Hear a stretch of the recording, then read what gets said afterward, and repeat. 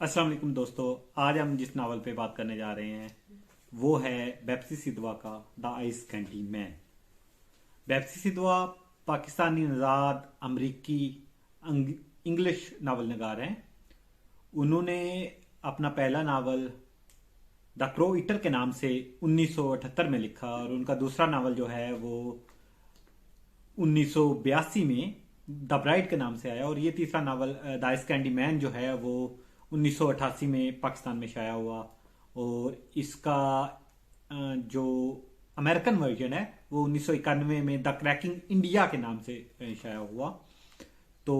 Basically अगर देखा जाए तो द आइस कैंडी मैन से ज़्यादा द क्रैकिंग इंडिया जो है वो इस नावल के नाम के साथ इंसाफ करता हुआ नजर आता है, क्योंकि द क्रैकिंग इंडिया एक वो सारा पस मंज़र बता रहा है कि किस तरह या क्या वाक़यात हालात और मौज़ूआत जो हैं वो इस नावल में शामिल किए गए हैं। तो इस नावल पे वो फिल्म भी बन चुकी है जो द अर्थ के नाम से,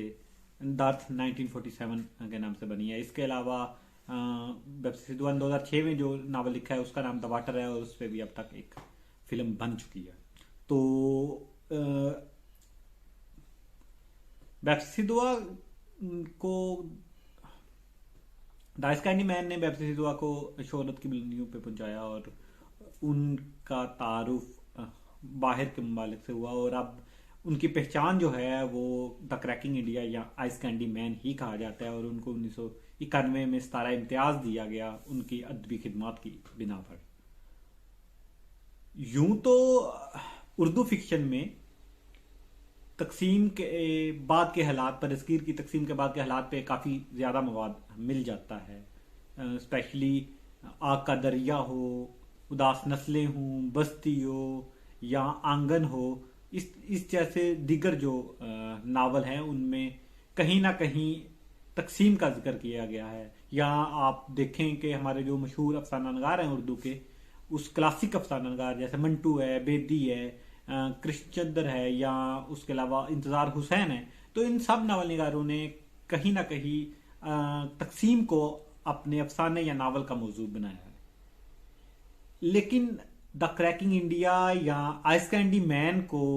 ये इम्तियाज हासिल है कि इससे पहले उर्दू में लिखे या इंग्लिश में लिखे जाने वाले नावलों में जो इससे पहले लिखे जाने वाले नावलों में जो फसादात का जिक्र है वो ज़्यादातर जो है वो ब्रिटिश इंडिया का है या आप कह सकते हैं कि मशरकी पंजाब में होने वाले वाक़यात का है। लेकिन ये नावल जो है वो लाहौर में होने वाले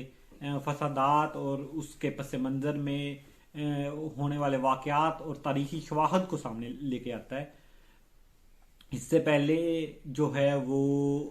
यही समझा जाता है कि लाहौर और रावलपिंडी के मुसलमानों ने ही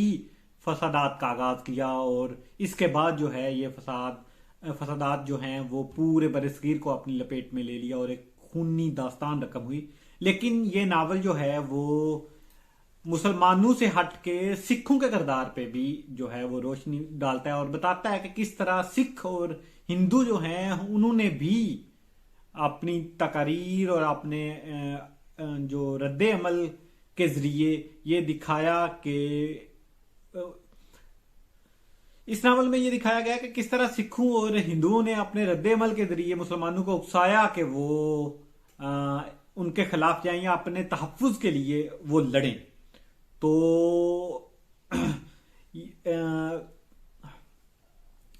इसलिए इस नावल में जो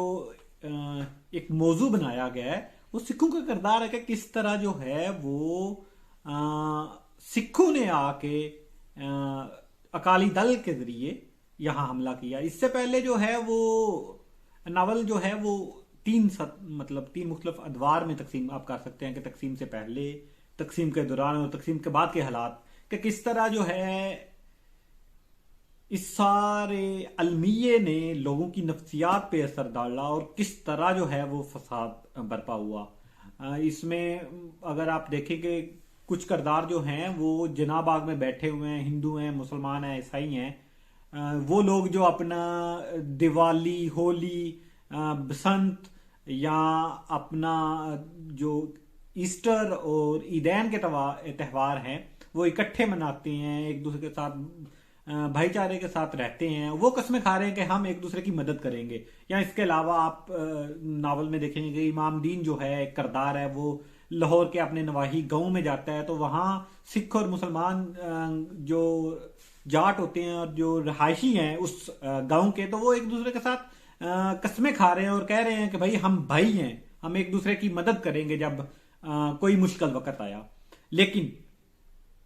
फसादात ने या इस सारे माहौल ने उनको वो जो भाई भाई होने की बात करते थे या एक दूसरे की जानो माल की हिफाजत की कस्में खाते थे, वही एक दूसरे की जानो माल के दरपे हो गए और उन्होंने एक दूसरे को नुकसान पहुंचाने की हर मुमकिन कोशिश की। तो जो अकाली दल का किरदार है वो इस तरह है कि अकाली दल का जो लीडर था वो मास्टर तारा सिंह था, और मास्टर तारा सिंह एक ऐसा किरदार है फसादात में, या सिखों का एक ऐसा किरदार है जिसने इस सारे अलमिये में वो कहते हैं जलती पे आग डालने वाला काम किया है। मार्च में जो लाहौर में कौमी असम्बली थी उसके बाहर जो है सूबा असलमी के बाहर उसने तकरीर करते हुए कहा कि हम देखेंगे खंजीर मुसलमान कैसे पाकिस्तान लेते हैं, हम आखिरी आदमी तक लड़ेंगे, हम इन्हें दिखा देंगे कि लाहौर कौन छोड़ता है, राज करेगा खालसा। तो ये वो उसकी तकरीर के अल्फाज हैं जो मास्टर तारा सिंह ने की थी। और इसके बाद जो है वो नावल में ही एक किरदार है, वो वापस जब गोल्डन टेम्पल से आता है अपने गांव, तो वो कहता है कि यारो दुआ करो कि नीली पगड़ियों वाले जो हैं वो, यारो दुआ करो कि जो पगड़ियां बांधे सिख जो हैं वो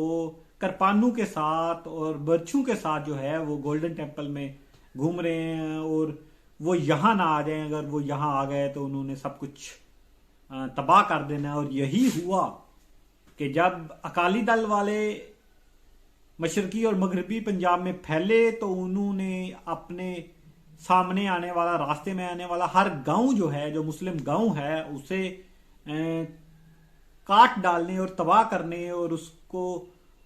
हर तरह से नुकसान पहुंचाने की अपनी भरपूर कोशिश की, और वो कामयाब भी हुए और उन्होंने लाखों मुसलमानों का जो है वो कत्ल भी किया। ऐसे तो ये कहा जाता है कि हिंदू जो बुनिये थे और वो खामोशी से जो है वो लाहौर छोड़ के निकल गए, लेकिन इस नावल में ये बताया गया है कि शाह आलमी में उन्होंने अपने घरों में जो है वो असला जमा किया हुआ था, बारूद इकट्ठा किया था, और वो कहते थे कि हम इन मुसलमानों को रावी पार छोड़ के आएंगे। और फिर जो उनके साथ हुआ या उनके घरों के साथ हुआ वो एक अलमनाक दास्तान है, और वही दास्तान जो है वो राख में तारड़ साहब ने अपने नावल में जिक्र किया है, जो आइस कैंडी मैन से 10 साल बाद में आया था। और शाह आलमी की निकलती राख से ही उन्होंने अपने नावल का नाम भी राख रखा था। हाँ, इसके अलावा इस नावल पे अमेरिका में ये 10वीं के निसाब में शामिल है, और बाज वालदैन ने जो है इस पे जिनसियत जिंदगी का इल्ज़ाम लगाया कि ये बच्चों को पढ़ाने के काबिल नहीं है, लेकिन उस इल्ज़ाम को रद्द कर दिया गया। बेसिकली इसमें जो जिनसी वाक़यात हैं जिनका जिक्र है वो इस तरह नहीं है कि कोई ख़ास इल्ज़ाम किया है मुसन्फ़ा ने, कि उस ख़ास इल्ज़ाम से उसने इसको कहानी में घुसेड़ा है या शामिल किया है। नहीं, ये उस वक़्त के मुआशरती हालात और लोगों की नफ्सियात की अक्कासी करते हैं कि किस तरह एक मुआशरे में लोगों के मुख्तलिफ जो हैं वो रुझान होते हैं, सोच होती है, और मुख्तलिफ जो लोगों के रवैये होते हैं उसकी अक्कासी करती है। अगर आप देखें तो जो आइस कैंडी मैन कहानी बयान करने वाली लैनी के जो वालदैन हैं उनका तल्लक है, या आइस कैंडी मैन और आया का तल्लक है लैनी की, या इस तरह जो लैनी के कज़न उसको छेड़ता है, तो ये सारे वाक़यात जो हैं ये नफ्सियात की अक्कासी या उस मुआशरे में रहने वाले लोगों के रवैयों का जिक्र कर रही है। बल्कि ये जिनसियत से ज़्यादा फेमिनिस्ट पॉइंट ऑफ व्यू से देखा जाने वाला नावल है कि किस तरह जो है इसकी खवातीन करदार जो हैं वो बहादुर हैं, चाहे वो लैनी की वालदा और उसकी दादी हैं, वो खानदान में एक ताकतवर खवातीन समझी जाती हैं। या आप देखें कि लैनी की जो आया है या पोचो का करदार है, तो वो औरतों पर होने वाले मुजालम दिखा रही है। वो करदार जो है वो बताते हैं कि किस तरह तकसीम के बाद औरतों के साथ जो है वो जुल्म जबर हुआ और उन्होंने क्या क्या कुछ औरतों ने बर्दाश्त किया। तो आइए अब हम इनके करदारों के इस नावल के जो मेन करदार हैं, वैसे तो बहुत सारे करदार हैं, लैनी जो है वो इस नावल का मेन करदार है, क्योंकि लैनी के जरिए ही बेप्सी सिद्धवा ने इस कहानी को बयान करवाया है। मेरा ये मानना है कि ये जो लैनी का करदार है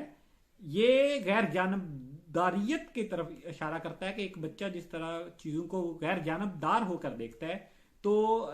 बेप्सी सिद्धवा ने भी इस कहानी को एक गैर जानबदाराना अंदाज में बयान किया और देखा है। और चूंकि बेप्सी सिद्धवा खुद जो हैं वो लैनी की तरह एक पोलियो ज़िदा बच्ची थी, बचपन से ही उनको पोलियो हो गया था, और इसके अलावा जो है तकसीम के वक्त उनकी उम्र 9 साल थी। तो वो एक ऐसी बच्ची थी जो मतलब इन वाकयात को याद कर सकें या याद रख सकें। तो लैनी जो है, लैनी के साथ इसकी एक आया है। आया जो है वो मजहबी तौर पर हिंदू है, लेकिन तकसीम से पहले जो है उसके साथ उसका बहुत अच्छा एक रवैया रहा है और लैनी के साथ उसने उसकी खिदमत की है या उसका ख्याल रखा है वालदैन की तरह। लेकिन जैसे ही तकसीम का वक्त आता है तो उसके साथ उसके मजहब की बिना पर जुल्म जबर का होता है, क्योंकि तकसीम के बाद जो है वो कलमा से ज्यादा जो है वो शनाख्त जो है वो औरत तो नहीं कम कम, लेकिन मर्द की जो शनाख्त जो समझी जाती है वो खतना था। कि अगर आपका खतना हुआ, आप हिंदू हैं या आप सिख हैं और आप कलमा पढ़ते हैं तो आप मुसलमान नहीं हैं। हाँ, लेकिन अगर आपका खतना हुआ है तो आप जो हैं वो मुसलमान माने जाते हैं, चाहे आप अंदरूनी तौर पर कुछ किसी भी मजहब से तल्लक रखते हो या ईमान लाते हो किसी मजहब पर। तो जो आया है, आया का तल्लक आइस कैंडी मैन से है। आइस कैंडी मैन का जो पूरा एक करदार है वो इस नावल के या तकसीम के रवैयों की तरफ इशारा करता है कि आइस कैंडी मैन जो है वो कुल्फियां बेचने वाला एक ऐसा शख्स जो मजाक करता है, चुलबुला है, जो लाबालीपन है जिसमें। लेकिन जैसे ही तकसीम के दौरान उसकी वालदा की लाश उसे अमृतसर से मिलती है वापस आते हुए लाहौर स्टेशन पर,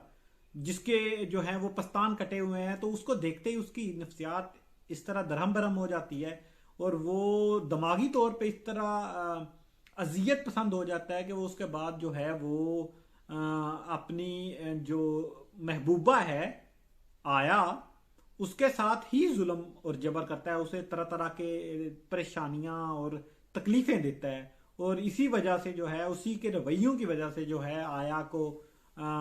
शाही महल्ले जाना पड़ता है और वो अपनी जिंदगी बचाने और जीने के लिए जो है वो एक दाश्ता बन के रह जाती है। तो बेसिकली ये नावल जो है वो अपने अंदर ऐसे तारीखी शवाहिद और मुआशरती हालात का जिक्र करता है जिसका आपको तारीखी किताबों में तो थोड़ा बहुत जिक्र मिलता है, लेकिन फिक्शन में ऐसी किताब का मिलना बहुत महदूद है। इससे पहले एक बहुत कम इन वाकयात का जिक्र किया गया था। तो दोस्तों, अब तक के लिए अल्लाह हाफिज। हाँ, एक बात यह है कि अगर आपने ये नावल पढ़ा है तो आप अपनी राय का इजहार कमेंट में ज़रूर कीजिएगा, और अगर नहीं पढ़ा तो इससे एक दफ़ा पढ़ने के बाद जो है आप बताइएगा कि इस कहानी ने आप पर कैसा तासुर छोड़ा। तब तक के लिए अल्लाह।